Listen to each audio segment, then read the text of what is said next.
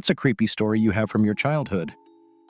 I was 6 years old. My sister was a year old and still in diapers. We had a nanny maid who didn't live with us, but was there every day, Christine. Sometimes her adult son came over in the afternoons to check on her. One day, a gold coin went missing that my stepfather had given my mom from the Spanish royal court. He was from Spain. My mom and Christine spent days looking for it and thought maybe my baby sister had shoved it down her diaper or something, and that it had been tossed out. They finally gave up the search. Then one day, Christine borrowed our car, which she often did, went home, and the next day didn't show up. Her son came over, though, to return the car and sat with me and my baby sister on his lap as we all worried where his mom was. We never saw her again. A day or two later, my mom was asked to come into the coroner to identify Christine's body.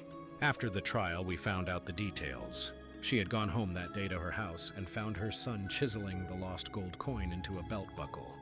They argued it got heated, and he murdered his mom, wrapped her body in plastic, stuffed her into the trunk of our car, and drove her out into the country and dumped her on the roadside. Detectives came to our house and asked my mom to open the trunk of the car he returned to us.